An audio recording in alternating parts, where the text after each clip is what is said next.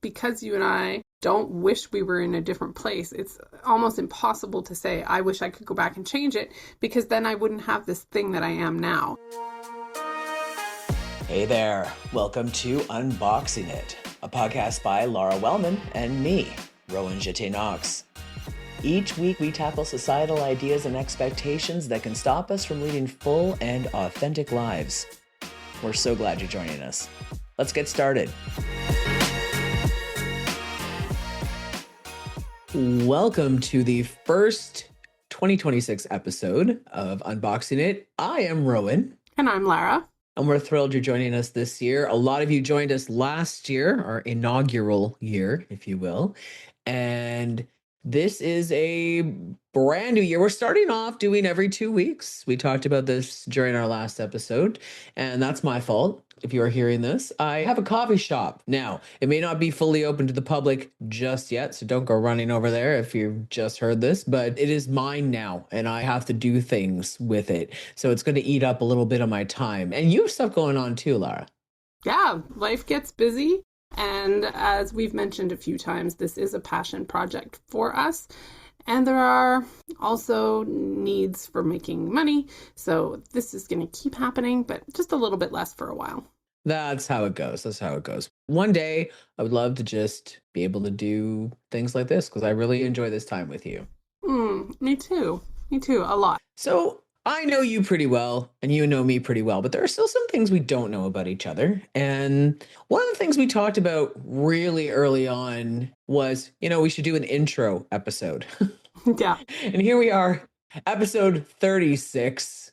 And finally, we were like, I think maybe we should actually get around to doing that. So we thought we would interview each other a little bit. We've had other guests on this show and we have interviewed them and had these great conversations, but we thought it might be nice to introduce you to ourselves, to who we are. Some of you know us from social media or you know us personally, and some of you have found us more recently, either through Substack or through your favorite podcasting app or through social media to some extent, but you don't really know us. And obviously, we cannot tell our entire life story on a podcast. So first of all, there's two of us. And secondly, just me alone, I've written 2 memoirs already. So there's no way we're covering all that. But there could be some fun little things we can find out by asking the right questions. So that's what we're going to do today. Yeah, they'll go beyond knowing that we're both 49, which we have mentioned a few times. So many times. Did I mention I'm 49? And that we have a bunch of children. Yeah, so many children. Many children. Yeah, 8 if you add them all up together. 5 on my side, 3 on yours. That's a lot of kids. A lot of kids. We could have had a very successful farm 100 years ago. Yes. So you may know a few things about us, our opinions on things, but yeah, we thought it would be fun for you to know a little bit more about some of the other parts of who we are. And I think even one of the reasons we thought to do this now was because I mentioned something and Rowan was like, oh yeah, did I know that you did that? And that was when I was talking about my time living in Asia. Yeah, I didn't know about that. And I was like, how do I not know that? That's a pretty big thing that you did. Because it was 25 plus years ago and it doesn't come up in daily conversation. That's true. That's fair. First of all, just so people who haven't heard it before, what was your reason for going to Asia and what was your favorite thing about it? I graduated with a degree in psychology from Carleton University in 1999. And then I didn't know what to do with myself. That was basically like, what do I do with this degree? It was a 3-year degree. I didn't want to keep going to school, so I wasn't sure what was coming next. So that was the reason that I did that. It was kind of like a holding space for me. What was my favorite thing about living in Asia? So I lived in South Korea, and when people ask me if I liked it, I generally say something to the effect of, I learned a lot.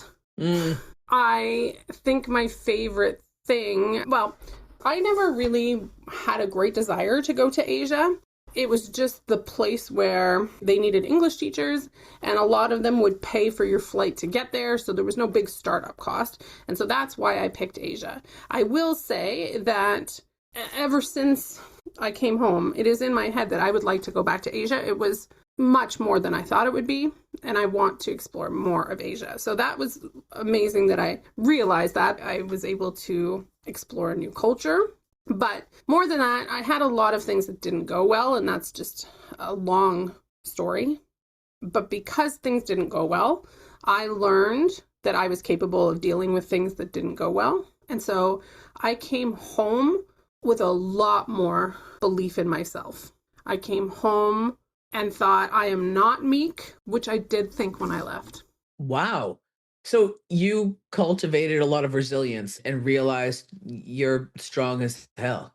Yeah, because there were some difficult things. I'll give you one quick example. So I lived by myself, which was not what I was told it was going to be.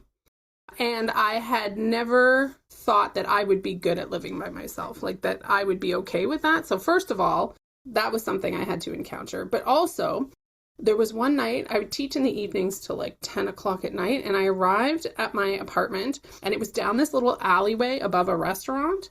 And when the restaurants would close, they would pull these garage doors down and padlock them.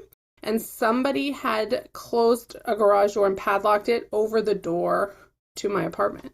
And Oh, the school that I worked at, I went back, they were closed. Like, how do you deal with that? And I figured it out. I had one person that I knew across a city. I figured out how to get myself there by myself in the middle of the night on the subway, and I was fine.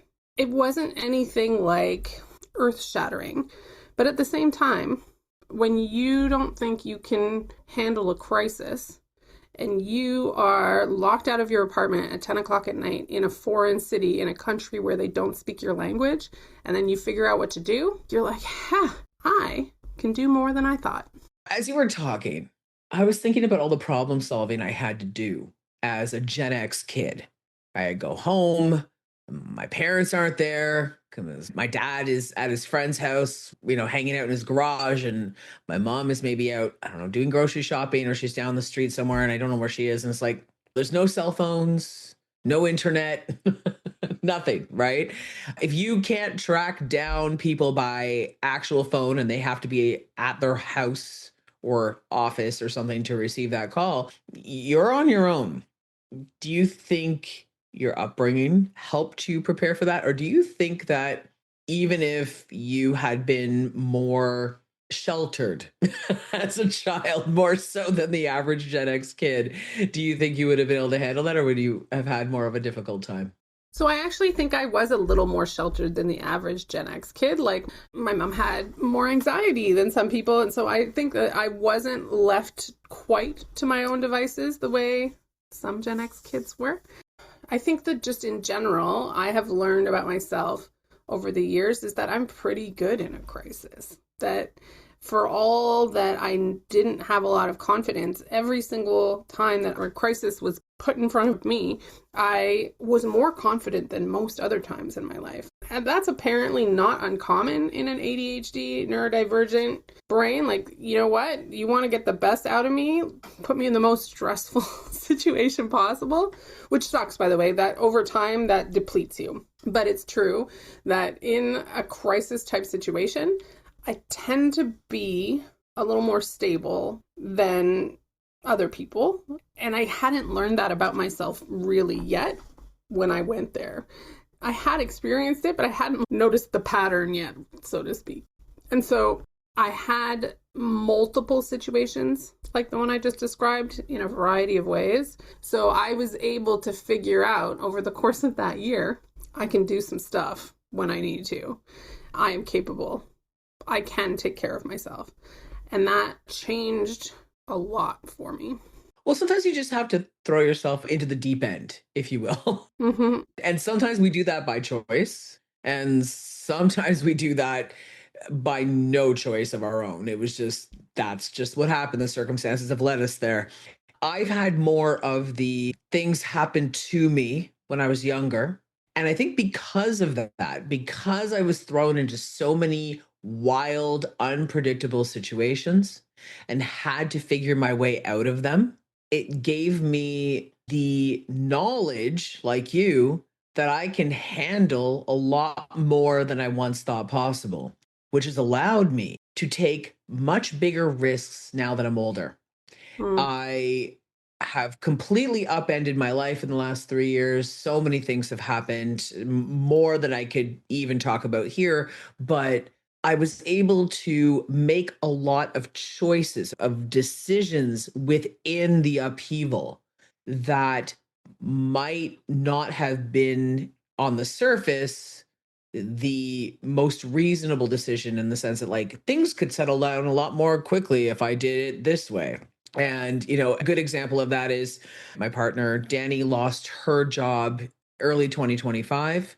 And that same week, I found out that a big project I was working on, a television project, got shelved because it was a bad time for this type of show politically. And that wasn't the official reason I was given, but that's the reason I'm pretty sure is the actual reason why that happened. I think the thing that most people would have done was go, oh, wow, okay, so both of us are currently kind of out of work. We should probably go look for new jobs. That should be what we should do. She has 25 plus years in her field. I have over a decade in mine. Yeah, the economy's not great, but we can probably find things. And I was able to stop and go, okay, but let's look at the longer term. What does that look like? Is this really what I want to do? Maybe this is an opportunity. And being able to look at what can feel like a crisis as an opportunity is growth to me. Hmm. So I said, hey, what if we open up that coffee shop we were thinking about opening up when we retired? And you know what? Now we're, as I just mentioned, we are just about to open. It's taken about 9 months, but we are getting there. And it has been a massive risk, depleting life savings, getting a loan from the bank, and just taking risk after risk after risk to get here. And I'm so calm about it overall. I just have this really good feeling. And 20 years ago, me, heck, even like 10 years ago, me, I would not be as centered as I am today doing this. But life has taught me that time after time, every single time that I am faced with a challenge, I come out of it stronger in the end, even if it is really difficult, even if it kicks my ass in the short term. I always come out of it better. And that is how we cultivate resilience. That's how it's done. And there isn't a shortcut to it. Yes, you can do some resilience work in therapy, you can do some self reflection, some journaling. There's all these different things that can help. But coming out the other side and proving to yourself that you can actually do it, that is what gives you the confidence, in my opinion, to know that you can really persevere through anything. So, yeah, in my own way, I had my South Korean experience, if you will. Right. Plus having a baby at 20, plus like you had a lot of other things, and even earlier than I did, that you navigated and successfully got to the other side of. Yeah, I haven't talked about it much on the podcast, but I was severely bullied in school when I was younger. I was even set on fire in middle school. I say high school sometimes, and so I don't want people to go like, "Well, you said high school this one time and you said middle school another time." In Quebec, middle school and high school, when I went to school, were the same thing. You basically, from grade 7 to grade 11, you were in high school. So I was in the early part of that when I was set alight by some not very nice girls. And it really affected me, but I had those things happen. I ended up in a rehab center at 14 years old because I could not stop drinking. I was in really rough shape. I had all these different things. I lived in shelters when I was 16. And I had a baby at 20. He's now 29 years old. He's a really, really cool guy. I was married at 20, and I just went on to have this life I was very precocious in how I lived my life. I owned a home in 1999. When you were flying to Asia, I was buying a home Yeah. and feeling like I was playing house because I was so much younger than everybody else. So I've constantly broken the mold like time and time again. It didn't used to feel good. You might hear that and go, wow, must be nice that you owned a home at like, 22 years old. And, yeah, you know what? It was nice that I owned a home in terms of having that security. And also, my neighbors would barely speak to me. because all they saw, from what I could see, was trash. Mm. And I hate to say that, but that is how we were treated for a really long time, even though there was no reason other than our age. There was nothing wrong with how we were living. We really just wanted to exist with our toddler and just, have a nice life, but people were not kind. And so I went through a lot of these steps in my life that didn't feel right because they felt too early. I felt like a fraud. I had massive imposter syndrome. But having done the work about those things and gone to the other side of that, now I'm like, screw it. I don't care what people think of me anymore. That's all that mattered to me. And now it doesn't matter to me at all, frankly, what anyone says, because that line of thinking almost was my demise. I almost didn't make it. I had a massive mental health crisis in 2020 surrounding entirely this idea that people really hated me. I hate to use the term canceled because that's so overused, but there was a big thing about my role in the trans community in 2020 and whether or not I should be writing a book and how successful I was. And, I was called a grifter and a narcissist and all these really awful things. It really hurt. And it was also the pandemic. So mental health was not great for a lot of us. I almost wasn't here anymore. And I came out the other side of that with some diagnoses that certainly helped, some medication that helped, and a lot of therapy, a lot of work on myself. And now I'm at the point where I just don't give a shit. Like, you can think whatever you want of me. It doesn't matter. I know fundamentally who I am.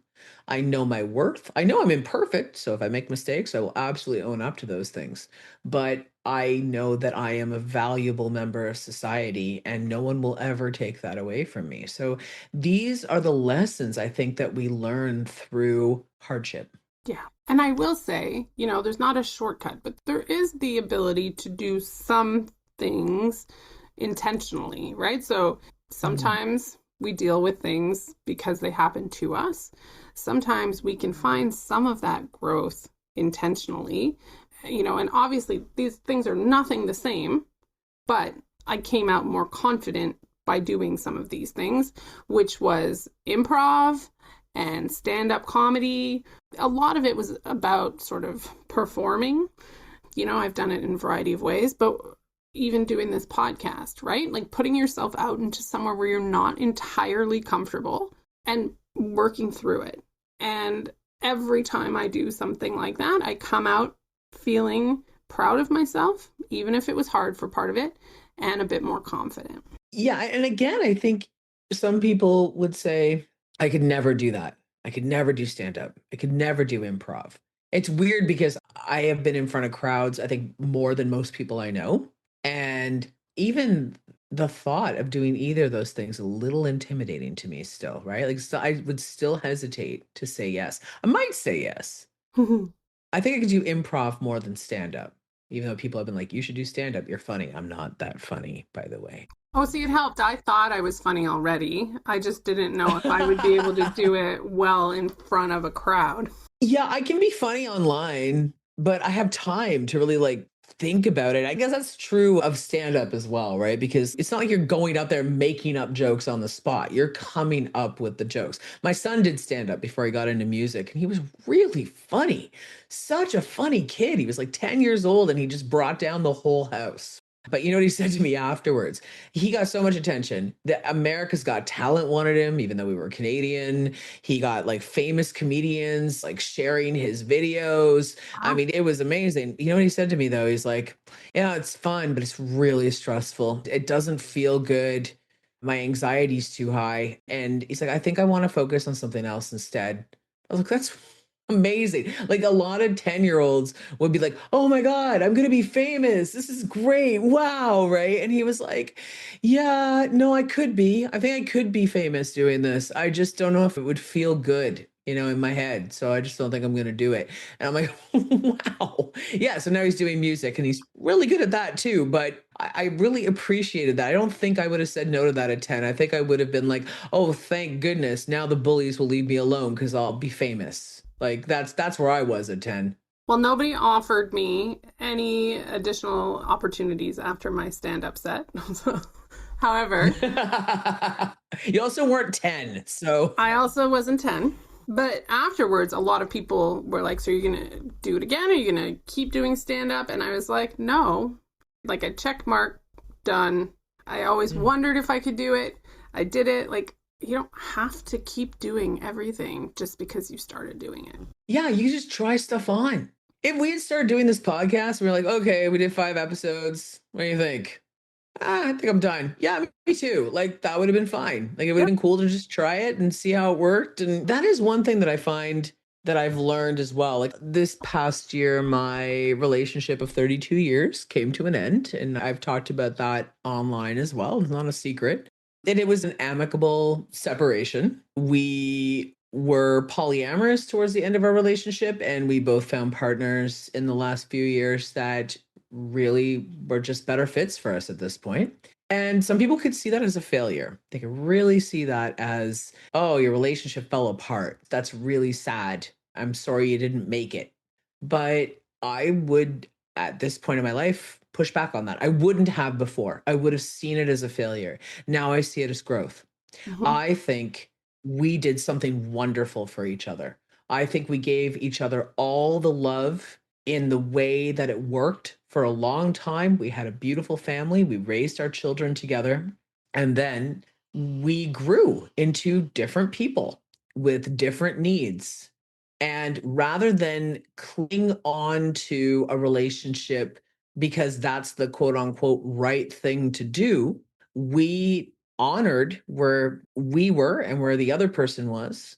And we evolved. We evolved into, I wouldn't even call us friends because friends is too distant. Yes, we're friends. There's nothing romantic going on anymore, but we're family.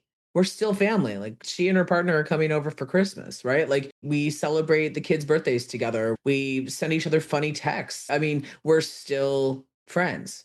And that is a success.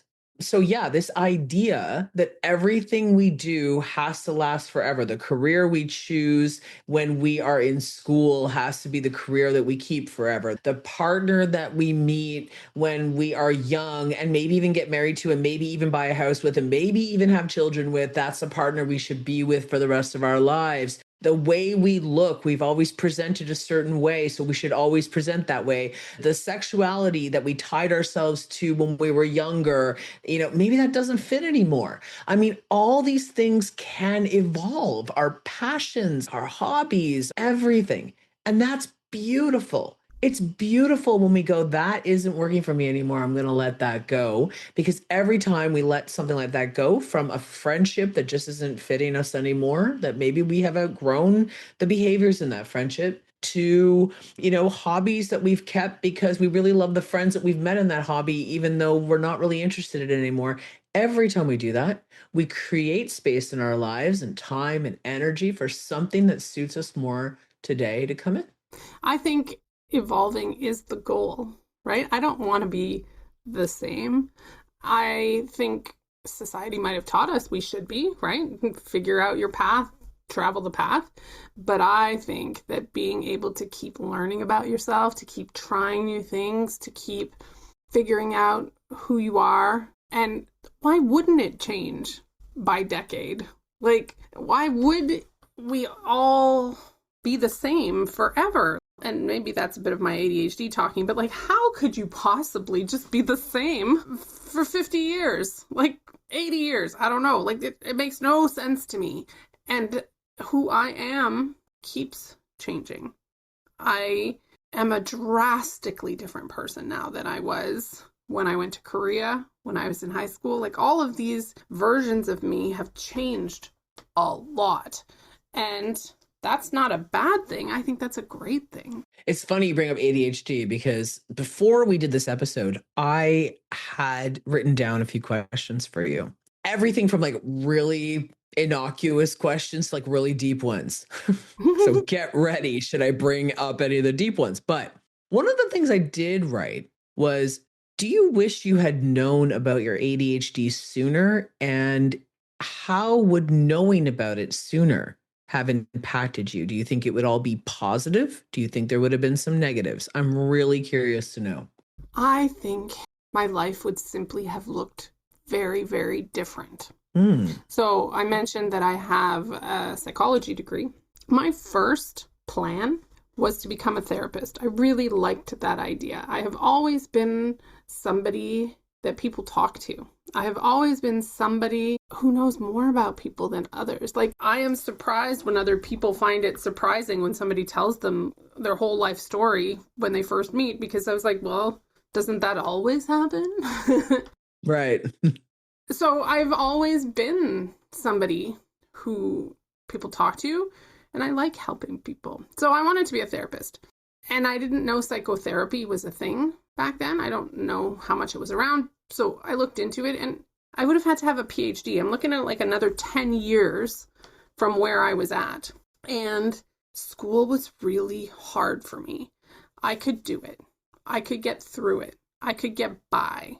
My grades were not great, but they were fine. But the idea of doing 10 more years of school to get to my career is why I did not pursue becoming a therapist. If I had known I had ADHD, if I was medicated as a young adult, if I had been given tools, accommodations to figure out how to navigate my ADHD then, maybe I would have gone through those 10 years and right now be a therapist with a PhD in psychology. I mean, obviously I don't know, but that's the biggest thing that I can think of is if I had known, school would have been easier. If I had known, I would not have thought you just can't do school well. If I had known, I therefore might have done school well and then have taken different paths entirely. I kind of wish I had known, but I also don't regret the path I took. So it's hard to bring those two things together, right? Like, I don't have regrets, but also I think it would have been nice. Yeah, I get asked that question sometimes about being trans and only realizing it in my 40s. And people say, do you wish you had known sooner? Well, a part of me did know, first of all. I mean, I think a part of me always knew. When I look back to when I was a child, I can very clearly outline when things started to get very awkward for me. And it was around the time when girls were sort of expected to cover up and be girls and not play with boys and like boys. That was the other thing. I mean, and all these other things, right? But like there were certainly tells very early on, but it's true that I didn't figure it all out until I was in my 40s. I don't want that for most people. I think, especially today, should we not take away all trans youth healthcare, which is happening in some places, including some parts of Canada, and it's very scary. But even outside of all of that, today, there are more options for trans youth than there used to be. So thank goodness. That being said, I don't know. I don't live with regret like the way that some trans people do. I think it would have been a lot harder to be an out trans person in the 80s, 90s, early 2000s. I know some people who did it, they're still here, but I also know of a lot of people who are no longer here because if you talk to them, they'll tell you about their friends who didn't make it. I also wouldn't have had my children, and there's no way in that time frame, like that, or that era rather, that anyone would have let me have children any other way, probably. So I think my life would look very, very different as well. I am very grateful for the life that I've had. I'm especially grateful for my kids, but I'm also grateful for the friends that I've made, and a lot of them are women. I made those friendships as a woman in a way I probably would not have been able to make those friendships had I always presented as a man. So I don't actually regret. I think this was the natural course that things needed to take in my life. I think I figured out a lot more about myself that actually made my transition a lot easier by the time I got here. Maybe in some alternate universe, there is another Rowan who did it differently. And I would be curious to see how he turned out. But I don't think I turned out that badly. I think I turned out all right. And I think I'm happy with where I've ended up. I think it's such a hard question. If you aren't bitter, right? If you're like, no, I'm happy where I am. I'm happy with who I am. Do I wish some of it had been easier? Of course. Do I think some of it could have been better or different? Yes. But you can't disentangle the fact that if you had changed all of that back then, where you would be now would be different. And I think because you and I don't wish we were in a different place, it's almost impossible to say, I wish I could go back and change it, because then I wouldn't have this thing that I am now. But for other folks, for youth now, so, I can speak to ADHD and things like that. I'm so grateful my kids, because we have a household of ADHD, have support, because I think it's going to make things easier throughout their lives. And I am very happy for that. And we don't have to worry that saying that undoes a whole life, because it hasn't happened yet. Exactly. Yeah, that's how I feel about trans youth. I'm like, wow, you get to figure yourself out now, get the support from educated people. Again, I'm going to say this does not always happen, but in an ideal situation, this is what's happening. And then when the time is right, get the medical support that you need so your body doesn't have to go in a completely different direction. Or if you're gay or bi or pan or, whatever it might be, it is easier to find your people today, much easier than it ever has been. And so it's a beautiful time. And I want that for everybody. But my particular path wasn't that, but it's not bad. It wasn't a bad path either. Sometimes I'm afraid to share that because I think that it will be weaponized against trans youth or queer youth in general, where it's like, well, you waited and you're fine. I'm not fine. I have complex PTSD, so I'm not fine. And a lot of that can be brought back to the fact that I had to live in the closet for much of my life and the trauma that that caused me when I was younger, especially. And I do not think that anyone who has to stay closeted is fine. They're not fine. Find me someone who's closeted who's really happy that way. No, you won't find them. And so, no, that's not what I'm saying. What I'm saying is, if it had to be this way, I turned out all right and I got some good stuff out of it. I could have turned out another way. And if society had been ready to have that conversation, I could have had a different life. And I think I probably would have been okay there too, right? But I love what I have. And I think that's okay. I think it's about making peace as well with where you're at. I don't think it's helpful to look back on a life with a bunch of regret and bitterness. I don't think that helps me. It doesn't mean that I'm pushing that down. I'm not. It's just not there, because anything that I did feel in that regard, that little bit of regret or what if, I teased it apart. I examined it. I looked at it and I realized ultimately what ended up happening is what needed to happen for me to be the person I am today. And because I don't hate the person I am today, I'm all right. It's so much about, you can't undo the path that happened. And so you don't need to examine it too closely to think about how it could have been better. Like, we know a lot of things could have been better. We know a lot of things could have been easier. We know there were things that did not go well. We know all of these things. But I think it's important to understand that being okay with who you are now and how you got here doesn't mean that you wouldn't want it different for somebody else, right? It's too difficult to take it apart. Like I said, I think I would have an entirely different life. So how can I say if I wish that had happened unless I was miserable now? And I'm not. Exactly. I have other questions. I won't be able to get to all of them today, but what's your favorite thing about yourself? I don't like this question. I figured you wouldn't. That's why I'm asking it. I think it's my ability to connect with people and care for them and be there for them. And I get something out of that relationship as well. But I am deeply grateful for the friendships that I have and that I have been able to maintain most of my deep friendships, right? So I have friends, and maybe I only talk to them once a year, but I have a friend I've been friends with since I was 4.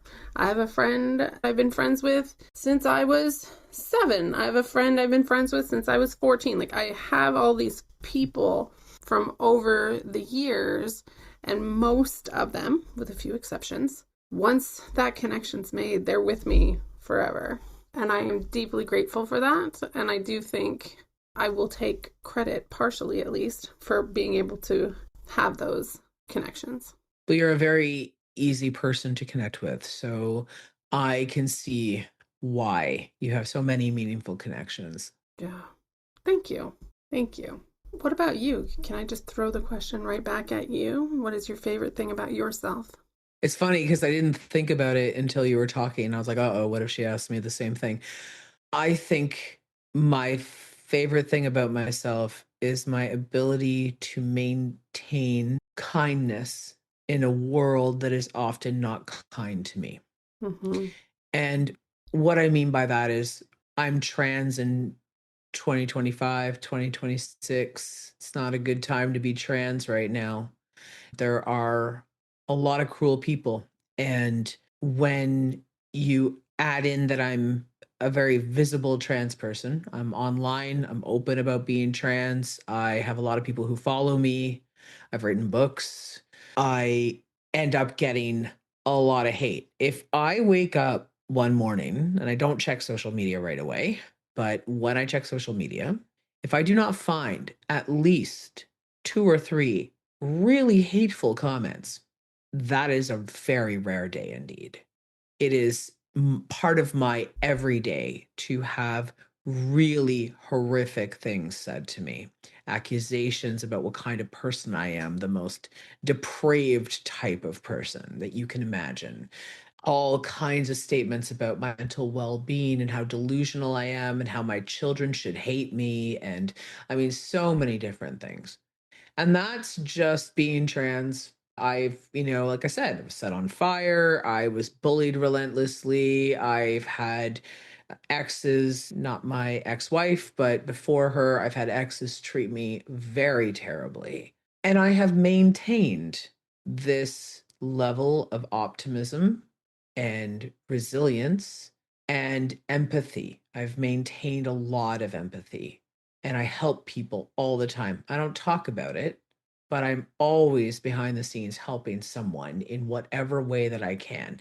If we are ever judged, and that's not why I do it, I'm not religious, but if it should come to pass that we are judged by our actions, I think overall I'm going to be okay. I'm going to go to a really nice place. So, and that's not to pat myself on the back. That's just, for a long time, all I could focus on were the things that I got wrong.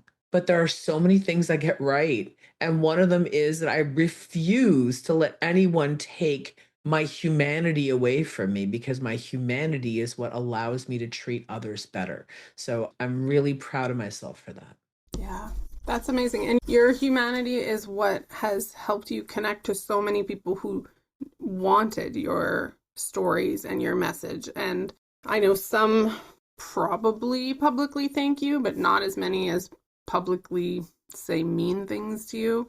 And we all know that the mean ones are the ones that are easier to take to heart, whether or not that is how we want it.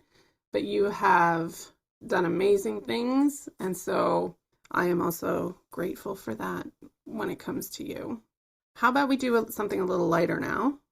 Can I ask you, why did you want to open a coffee shop? Well, there are a lot of comments online about how I'm not mentally well, and this might be the proof of it. Okay.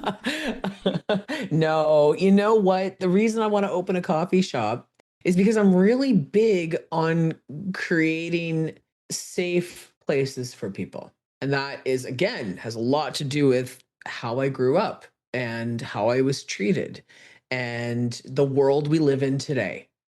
I think that we got, and that you wanted it to be lighter, and it is going to be light. I promise it's going to be light, but I have to. You asked the question, I have to answer it properly. We were getting to a real sweet spot in Canada anyway with LGBTQ rights. And, same sex marriage was legalized, trans rights were enshrined into human rights, and, things were doing really, really well. And then we started to see a backslide. We saw it in the US, we saw it in the UK, it started to happen here.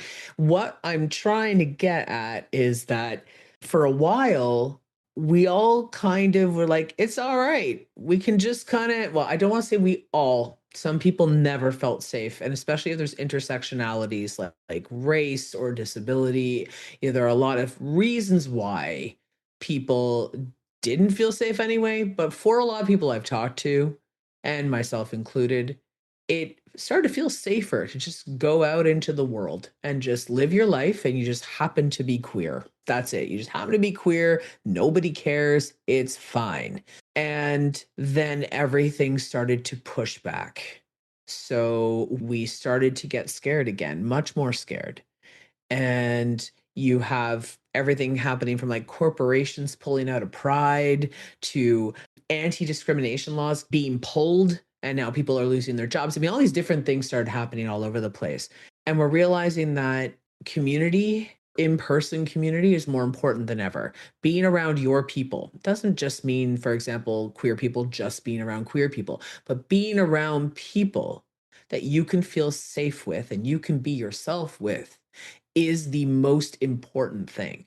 So I've always been a community builder, from my talks to my books to everything I do, my online presence, and just in my day-to-day life. I love to meet a really cool person, they become a friend, and then I realize, oh, I want to introduce them to this friend that they're going to get along. And like, I'm always building these communities. And I thought, why not do that every day in a coffee shop? Because coffee shops, for me, especially when I was broke and living on my own when I was 16, 17 years old, I could afford a coffee. I couldn't afford much else, but I could afford a coffee. So being able to create an affordable, quieter, safer third space for people, and we purposely put it in the heart of Toronto's gay village because it's just a great place for it. It's accessible, it's easy to get to, and it brings people back to the heart of the community. Then it's open to everybody who wants to be there in this safe community. So it's not just about serving coffee. I love coffee and I love wine. We're going to be serving that too. I love those things, but they're just part of what we're doing. It's a community space. It's a place to be home, to come in and go, I feel good here. And that's all I ever wanted. I've always wanted it. So you know what? I'm just fucking creating it. I'm just doing it. Here we are. We're doing it now. That's fantastic. I think the affordable aspect is a big one because, yeah, a cup of coffee is a lot more affordable than a lot of things. As you were talking, I was like, if I was going to do it, I would do like an art studio. And we certainly wouldn't be open early in the morning or late at night. But I also have less energy than you. That's the other thing. I'm full of energy, right? I've got tons of energy. I know eventually I won't, but right now I do. I always have. I got it from my mom. My mom putters around. She has multiple disabilities now, but even with all of that going on, my mom can still get going. She amazes me. And so I have that. Why not use it? Why not use it to do something? At the end of the day, I'm also a really spiritual person, not religious, but spiritual. And I believe that part of why I'm here is to leave the world a little better than when I came into it. And I can't stop all the terrible things from happening, but I can create some kind of small counterbalance to that. And if we all created some kind of small counterbalance to that, well, that just becomes its own form of revolution, doesn't it? Am I calling for a revolution on a podcast? No, I can't say yes. I'm going to say no, but I am saying the world has to rejig itself because it's not right now. So the more that we can do in this direction, the more it helps everybody. And I'm grateful that there are people like you who do have the energy to open a space like this. I often dream of having an art studio or a third space of some kind, but I don't see myself having the capacity for it. So instead, I do things like start a mail club where I'm going to hopefully bring people a little bit of joy in their mailbox once a month instead of opening a coffee shop. But I think to your point, we all have little ways that we can create connection, remind people to be kind, and change the way people think. While not all of them are the same, size, there are lots of different ways that things like that can be important and can help people. Exactly. All right, we have gone on for a good while. We should wrap this up with maybe one more question. So I have a question for you. You can either throw up at me or you can just come up with a different one. Okay. My question for you, and I'm sorry if this is overused as an interview question, but I think it's pertinent to what we're talking about here. If you could go back and say something, like one thing to your younger self, what would it be? I definitely have thought of this question before and tried to figure out an answer. And I think one of the roadblocks that I get when I think about it is I could tell her, but she wouldn't believe me. It's to believe in the power that you have, to believe that you are capable of a lot, to believe that you are going to be able to do great things.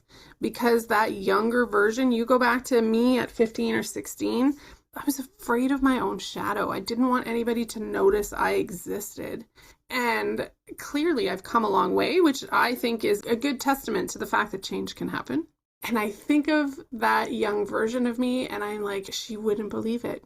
If I told her, she'd be like, no, that is impossible. But I would still want her to hear that everything isn't always going to feel as scary as it does now. You are a capable person who can do really great things. Yeah, it's almost like if you went back and said that, it might take away some of the magic of the journey too.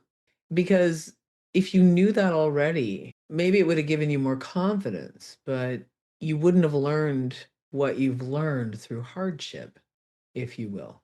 I think it goes back to the same thing we were talking about before, where it's not that we don't think certain things would be great if they happened to us when we were young, but I don't want to take away who I am now.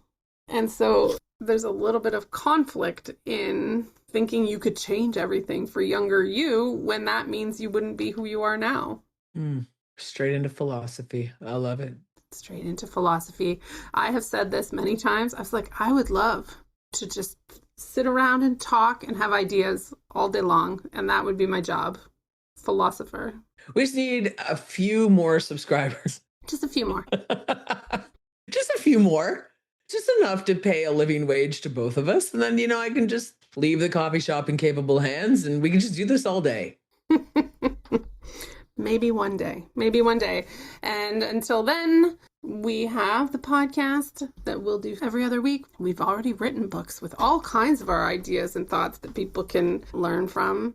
And I hope that people might have learned a little bit more about us today. We certainly, I realize, could do this for multi-episodes because we haven't talked about coaching or the work that we do in other areas. There's a lot that we could keep talking about.